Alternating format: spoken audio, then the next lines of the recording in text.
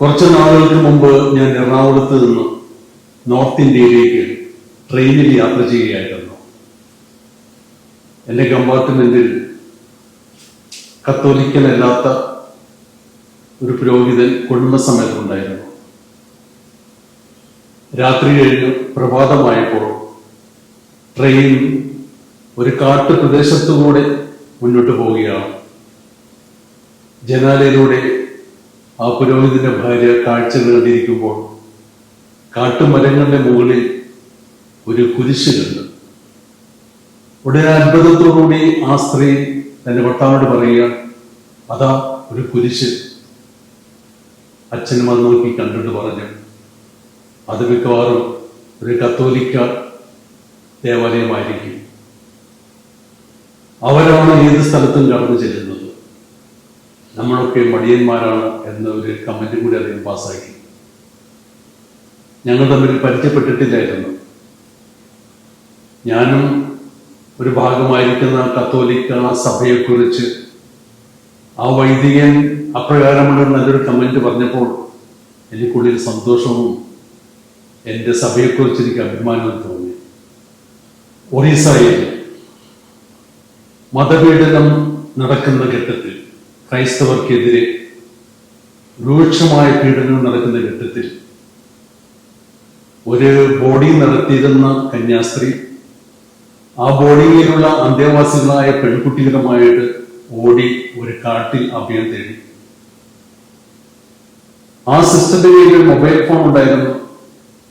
അതിന്റെ നമ്പർ കിട്ടിയ ഒരു മാധ്യമ പ്രവർത്തകൻ ആ സിസ്റ്ററിനോട് വിളിച്ച് ചോദിക്കുകയാണ്, സിസ്റ്ററെ, എന്തിനാണ് നിങ്ങൾ ഇങ്ങനെ ജീവിതം പണയപ്പെടുത്തുന്നത്? നിങ്ങൾക്ക് പോയി രക്ഷപ്പെട്ടുകൂടി? അവിടെ ഞാൻ ആ കന്യാസ്ത്രീ സിസ്റ്റർ അയാളോട് മറുപടി പറയുകയാണ്, ഇത്രയും പെൺകുട്ടികളെ ഉപേക്ഷിച്ചിട്ട് ഞാൻ എന്തിന് രക്ഷപ്പെടണം? കോവിഡ് കാലത്ത് ഛത്തീസ്ഗഡിൽ ഒരു ഗ്രാമത്തിൽ ഒരു ചെറിയ കോൺവെന്റ് ഉണ്ടായിരുന്നു. ആ ഗ്രാമവാസികളിൽ ഒരാൾക്ക് കോവിഡ് ബാധിച്ചപ്പോൾ ആ പാവങ്ങള് ആ രോഗിയുമായിട്ട് ഈ സിസ്റ്റേഴ്സിന്റെ അടുത്ത് വന്നു, ചികിത്സയ്ക്കായിട്ട്, പരിചരണത്തിനായിട്ട്. നമുക്കെല്ലാവർക്കും അറിയാം, കോവിഡ് രോഗികളോട് നമ്മൾ എപ്രകാരമാണ് അകലം പാലിക്കുന്നത്. പക്ഷെ ആ സിസ്റ്റേഴ്സ്, അവർക്ക് നന്നായിട്ട് അറിയാവുന്ന ഗ്രാമവാസികൾ, ആ ഗ്രാമവാസികൾക്ക് സിസ്റ്റേഴ്സിന് നന്നായിട്ട് അറിയാം. ആ ഒരു പ്രതികൂല സാഹചര്യത്തിൽ ആ സിസ്റ്റേഴ്സ് അവരെ നിരാശപ്പെടുത്തിയില്ല. അവിടെ ചെറിയ കോൺവെന്റിൽ ഒരു മുറിയിൽ ആ രോഗിയെ കിടത്തി ചികിത്സ ആരംഭിച്ചു. ചികിത്സ എന്ന് പറഞ്ഞാൽ പരിചരണം ആരംഭിച്ചു. പിന്നീട് ഓരോരുത്തരായി ആ ഗ്രാമത്തിലെ രോഗികളെ ഗ്രാമവാസികൾ കൊണ്ടുവരികയായിരുന്നു ഈ കോൺവെന്റിലേക്ക്. അവിടെ ആശുപത്രിയില്ല, യാത്രാ സൗകര്യമില്ല. ആ പ്രതികൂല സാഹചര്യത്തിൽ ആ ഗ്രാമവാസികളോടൊപ്പം അവിടെ ജീവിതത്തിൽ പങ്കുചേർന്നു, അവിടെ ദുഃഖത്തിലും പ്രയാസങ്ങളിലും പങ്കുചേർന്ന് ആ സിസ്റ്റേഴ്സ് അവിടെ പ്രവർത്തിക്കുകയായിരുന്നു. ഇത്രയും രോഗികൾ വന്നപ്പോൾ എന്ത് ചെയ്യാൻ സാധിക്കും? ആശുപത്രിയിലേക്ക് പോകാൻ നിവൃത്തിയില്ല. അവസാനം എല്ലാവരുടെയും സഹായത്തോടു കൂടി ആ കോൺവെന്റിനോട് ചേർന്ന് പന്തലുകൾ, ടെന്റുകൾ ഉണ്ടാക്കി ആ രോഗികളൊക്കെ അവിടെ ചികിത്സിക്കുകയായിരുന്നു. അവരെത്ര പേര് മരിച്ചു, രക്ഷപ്പെട്ടു, ആ സിസ്റ്റേഴ്സിന് പിന്നെ എന്ത് സംഭവിച്ചു, അതൊന്നും എനിക്ക് അറിഞ്ഞുകൂടാ. ഇത് ഇത്രയും മാധ്യമങ്ങളിലൂടെ ഞാൻ അറിഞ്ഞതാണ്. ഇപ്രകാരമുള്ള പ്രവർത്തനങ്ങളെ താറടിച്ച് കാണിക്കുന്ന ഒരു വൻ ശക്തി ഇന്നിവിടെ പ്രവർത്തിക്കുന്നുണ്ട്. മതപരിവർത്തനം. ഇങ്ങനെ ഒരു കള്ളപ്രചരണം നടത്തിക്കൊണ്ട് സിസ്റ്റേഴ്സും എല്ലാ ക്രൈസ്തവ മിഷണറിമാരെയും ക്രൈസ്തവ സ്ഥാപനങ്ങളെയും ആക്രമിക്കുന്ന പൈശാചിക പ്രവർത്തികൾ ഇന്ന് നാട്ടിൽ വളരെയധികം വർദ്ധിച്ചു വരികയാണ്. മതപരിവർത്തനം. ഇവിടെ ഞങ്ങൾ ചെയ്യുന്നത് എന്താണെന്നറിയോ? ഞങ്ങൾക്കൊരു മാനിഫെസ്റ്റോ ഉണ്ട്. കർത്താവിന്റെ ആത്മാവ് എന്റെ മേലുണ്ട്. ദരിദ്രരോട് സുവിശേഷം അറിയിക്കുവാൻ അവിടുന്ന് എന്നെ അഭിഷേകം ചെയ്തിരിക്കുന്നു. ബന്ധിതർക്ക് മോചനവും, അന്ധർക്ക് കാഴ്ചയും, അടിച്ചമർത്തപ്പെട്ടവർക്ക് സ്വാതന്ത്ര്യവും, കർത്താവിന്റെ സ്വീകാര്യമായ സംവത്സരവും അറിയിക്കുവാനായിട്ട് എന്നെ അയച്ചിരിക്കുന്നു. ദരിദ്രരോട് സുവിശേഷം അറിയിക്കുവാൻ എന്ന ആ കൽപ്പന ശത്രുക്കളെ ദുർവ്യാഖ്യാനം ചെയ്തുകൊണ്ട് അതിനെ അവർ മതപരിവർത്തനമായിട്ട് കണക്കാക്കി. മതപരിവർത്തനം ഞങ്ങളുടെ അജണ്ടയാണ്. സുവിശേഷം അറിയിക്കുക എന്ന് പറഞ്ഞാൽ സ്നേഹം, കരുണ, സഹതാപം, ചേർത്ത് പിടിക്കൽ, ഉയർത്തൽ, ഇതൊക്കെയാണ് ഞങ്ങളുടെ സുവിശേഷം. ആ സുവിശേഷം അറിയിക്കുന്നതിന് വേണ്ടി മിഷണറിമാര്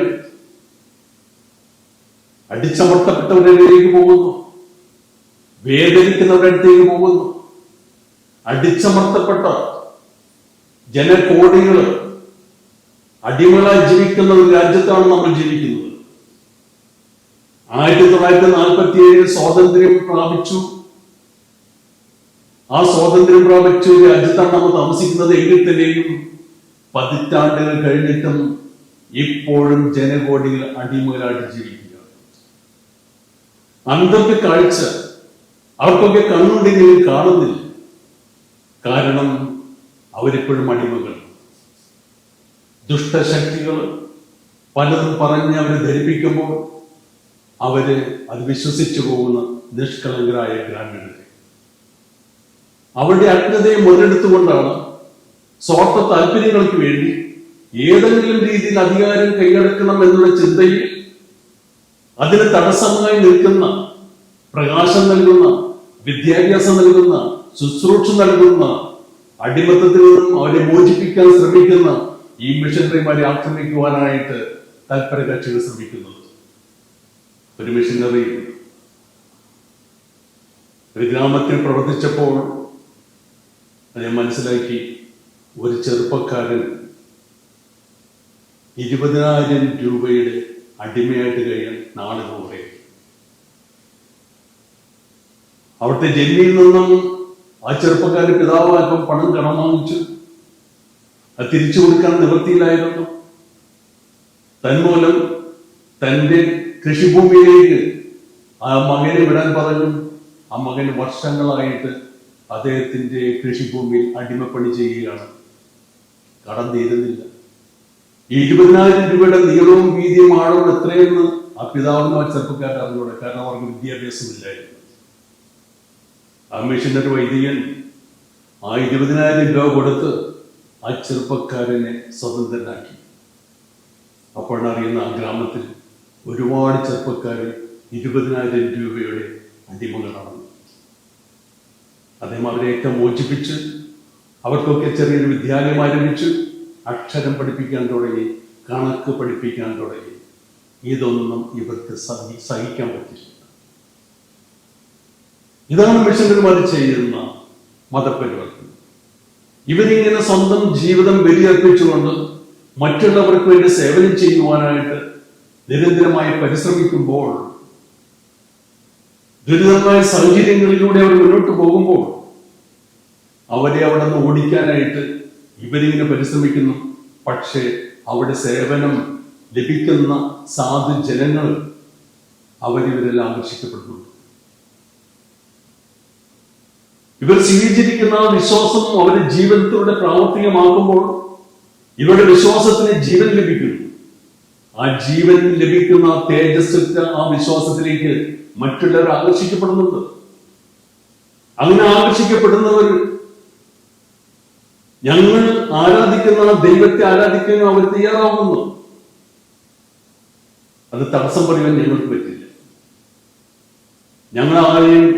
ഞങ്ങൾ ഈ സേവനം ചെയ്യുന്നത് മതപരിവർത്തനത്തിന് വേണ്ടിയല്ല, മനുഷ്യോചിതമായ രീതിയിൽ ജീവിക്കുവാൻ അവരെ സഹായിക്കാൻ വേണ്ടിയാണ്. അടിച്ചമർത്തപ്പെട്ട ജനങ്ങളെ സ്വതന്ത്രനാക്കാൻ വാളും ആയുധമെടുത്തല്ല, അവർക്ക് വെളിച്ചം കൊടുത്തുകൊണ്ട്, അവർക്ക് വിവരം കൊടുത്തുകൊണ്ട്, സ്വന്തം കാലിൽ നിൽക്കാൻ അവരെ സഹായിച്ചുകൊണ്ട് അവരെ സ്വതന്ത്രരാക്കാൻ പരിശ്രമിക്കുകയാണ്. ഒരു നായയെ കൊല്ലണമെന്നുണ്ടെങ്കിൽ അതിനെ പേപ്പട്ടി എന്ന് വിളിച്ചാൽ മതി, നാട്ടുകാർ കൊല്ലും. ഈ തന്ത്രമാണ് ഈ കുതന്ത്ര ശക്തികൾ പരിശ്രമിക്കുന്നത്. മതപരിവർത്തനം. ഇവിടെ മതപരിവർത്തനം നടത്താൻ സാധിച്ചിരുന്നുവെങ്കിൽ, അല്ലാതെ അതിനുവേണ്ടി മിഷണറിമാർ തുനിഞ്ഞിരുന്നുവെങ്കിൽ ഇന്ന് ക്രിസ്തീയ സമൂഹം ഒരു 2% താഴെയായിട്ട് തീരില്ലായിരുന്നു. കുറഞ്ഞത് 20% ആകുമായിരുന്നു. നമ്മളെ ചെയ്തിട്ടില്ല, ചെയ്യുകയില്ല. പക്ഷേ ഞങ്ങൾ ചെയ്യും. എന്ത്? ആ മാനിഫെസ്റ്റോ അനുസരിച്ച് ജനങ്ങൾക്ക് വേണ്ടി ഞങ്ങൾ അധ്വാനിക്കും. കഷ്ടപ്പെടുന്നവരുടെ ഉയർത്താൻ ഞങ്ങൾ പരിശ്രമിക്കും. കരയുന്നവരുടെ കണ്ണുനീർ ഞങ്ങൾ തുടയ്ക്കും. ഈ അടുത്ത കാലത്ത് ഛത്തീസ്ഗഡിൽ 2 പാവപ്പെട്ട കന്യാസ്ത്രീകളെ അറസ്റ്റ് ചെയ്ത് ജയിലിലിട്ടല്ലോ. സിസ്റ്റർ വന്ദന ഫ്രാൻസിസും സിസ്റ്റർ പ്രീതി മേരി. അവരെ ചേർത്തല ഗ്രീൻ ഗാർഡൻ സിസ്റ്റേഴ്സിന് ആ സമൂഹത്തിൽ അംഗങ്ങളാണ്. വളരെ നിഷ്കളങ്കതയുള്ള ഒരു സമൂഹമാണ് അവരെ സംബന്ധിച്ചിടത്തോളം ഒരു രാഷ്ട്രീയവുമില്ല, ഒരു വർഗീയതയുമില്ല. അവര് ഈ പാവപ്പെട്ട ജനങ്ങളെ അവരാരാധിക്കുന്ന ക്രിസ്തുവിനെ കാണുന്നു. ഈ പാവപ്പെട്ട ജനങ്ങളിൽ അവരാരാധിക്കുന്ന ക്രിസ്തുവിനെ കാണുന്നു. ആ ക്രിസ്തുവിനെ ഈ ജനങ്ങളിൽ ആരാധിക്കുന്നു, ശുശ്രൂഷ ചെയ്യുന്നു. അവരതാ ചെയ്യുന്നത്. എനിക്ക് ആ സമൂഹമായിട്ട് ഒരുപാട് അടുത്ത ബന്ധമുണ്ട്. വന്ദന ഫ്രാൻസിസ് അവരെനിക്ക് വർഷങ്ങൾക്ക് മുമ്പേ അറിയാം. അപ്പൊ ഈ സിസ്റ്റേഴ്സിന്റെ പ്രവർത്തനങ്ങൾ ശരിക്കും മനസ്സിലാക്കിയിരുന്നുവെങ്കിൽ ഇവരുടെ മേൽ ഇതേപോലെ ആരോപണം ഉന്നയിക്കുകയില്ല. എനിക്ക് ആ സിസ്റ്റേഴ്സിന് പറയാനുള്ളത്, പ്രിയപ്പെട്ട സിസ്റ്റേഴ്സ് വന്ദനെ, പ്രീതി, നിങ്ങൾ അനുഗ്രഹിക്കപ്പെട്ടവരാണ്. കാരണം കർത്താവ് പ്രവചിച്ചിരുന്നു, എന്നെ നാമത്തെ പ്രതി മനുഷ്യർ നിങ്ങളെ അവഹേളിക്കുകയും പീഡിപ്പിക്കുകയും എല്ലാവിധ തിന്മകളും വ്യാജമായി നിങ്ങളുടെ മേൽ ആരോപിക്കുകയും ചെയ്യുമ്പോൾ നിങ്ങൾ അനുഗ്രഹീതരാണ്. അപ്പോൾ നിങ്ങൾ ആരാധിച്ചു ഉല്ലസിക്കുന്നു. പ്രിയപ്പെട്ട സഹോദരികളെ, നിങ്ങൾ അനുഗ്രഹിക്കപ്പെട്ടവരാണ്. കാരണം യേശുനാഥൻ വർഷങ്ങൾക്ക് മുമ്പ് പ്രവചിച്ചിരുന്നത് നിങ്ങളുടെ ജീവിതത്തിൽ യാഥാർത്ഥ്യമായി. ഈ പറഞ്ഞ എല്ലാ കാര്യങ്ങളും കർത്താവിന്റെ നാമത്തിൽ നിങ്ങൾ അവഹേളിക്കപ്പെട്ടു, പീഡിപ്പിക്കപ്പെട്ടു, എല്ലാവിധ തിന്മകളും വ്യാജമായി നിങ്ങളുടെ മേൽ ആരോപിക്കപ്പെട്ടു, നിങ്ങൾ ജയിലിൽ അടയ്ക്കപ്പെട്ടു. കർത്താവിന്റെ പ്രവചനം നിങ്ങളിൽ യാഥാർത്ഥ്യമായി. നിങ്ങൾ അനുഗ്രഹിക്കപ്പെട്ടു. നിങ്ങൾ ആഹ്ലാദിച്ചുല്ലസിക്കും. നിങ്ങൾ ഒരു രാഷ്ട്രീയ കക്ഷിയുടെയും പിന്നാലെ പോകേണ്ട ആവശ്യമില്ല. പലരും ഇതിൽ നിന്ന് മുതലെടുക്കാൻ വേണ്ടി പരിശ്രമിക്കുന്നുണ്ട്. നിങ്ങൾ രണ്ടുപേരും നിങ്ങളുടെ സിസ്റ്റർ പ്രൊഫഷനുമായിട്ട് ഒരു രാഷ്ട്രീയ നേതാവിനെ പോയി കണ്ട് നന്ദി അറിയിച്ചു നിങ്ങൾക്ക് ജാമ്യം കിട്ടിയത്. അങ്ങനെ ഒരു രാഷ്ട്രീയക്കാരനോ ഏതൊരു രാഷ്ട്രീയ പാർട്ടിയോ തീരുമാനിച്ച കോടതിയിൽ നിന്ന് ജാമ്യം കിട്ടുമോ? അത്രയ്ക്ക് തരം താഴ്ന്നോ നമ്മുടെ കോടതികൾ? ഇല്ല. നിങ്ങൾ സ്വന്തമായ തീരുമാനത്തിലല്ല പോയിരിക്കുന്നത് എനിക്കറിയാം. നിങ്ങളുടെ പ്രൊവിഷൻ പറഞ്ഞു, നിങ്ങൾ പോയി. പക്ഷെ ആ പ്രൊവിഷനും സ്വന്തമായ തീരുമാനമല്ല. ഈ കേരളത്തിലുള്ള ചില മെത്രാന്മാര്, BJPയുമായി നീക്കുപോക്ക് നടത്തുന്ന ചില മെത്രാന്മാര് പറഞ്ഞതനുസരിച്ച് നിങ്ങൾ അത് ചെയ്തു എന്നാണ് ഞാൻ മനസ്സിലാക്കുന്നത്. വേണ്ട, അതിലൊന്നും പോകണ്ട. നമ്മൾ കർത്താവിന്റെ വിധി സ്വീകരിച്ചാണ് വന്നിരിക്കുന്നത്. ആ കർത്താവിന്റെ വിധി സ്വീകരിച്ചുകൊണ്ട് നമ്മൾ ഇതാ പ്രവർത്തിക്കുന്നു. അതിനുള്ള പ്രതിഫലം ഇതൊക്കെയായിരിക്കും കിട്ടുന്നത്. നമ്മളതിന് തയ്യാറാണ്, മരിക്കാൻ തയ്യാറാണ്. അതുകൊണ്ട് ക്രൈസ്തവ മിഷണറിമാരെ ഇവിടെ നിന്ന് തുടച്ചു നീക്കാമെന്ന് ആരെങ്കിലും വിചാരിക്കുന്നുണ്ടെങ്കിൽ നടക്കില്ല. കാരണം സഭയുടെ ആരംഭം റോമിന്റെ കീഴിൽ, റോമാ സാമ്രാജ്യത്തിൽ റോമൻ ചക്രവർത്തിമാര് ലോകത്തിലെ ഏറ്റവും വലിയ ശക്തിയായിരുന്നു. അവരെല്ലാം കൊടുങ്കാറ്റ് പോലെ ക്രൈസ്തവർക്കെതിരെ ആഞ്ഞടിച്ചു. 2 നൂറ്റാണ്ടുകൾ, അല്ല 3 നൂറ്റാണ്ടുകൾ, അതായത് 12 തലമുറകൾ പീഡനങ്ങൾ സഹിച്ചായിരുന്നു വിശ്വാസം കാത്തു സൂക്ഷിച്ചത്. എന്നിട്ടിപ്പോൾ റോമാ സാമ്രാജ്യം എവിടെ? ചക്രവർത്തിമാരെവിടെ? അത്രയും ഭീകരമായ സാഹചര്യത്തെ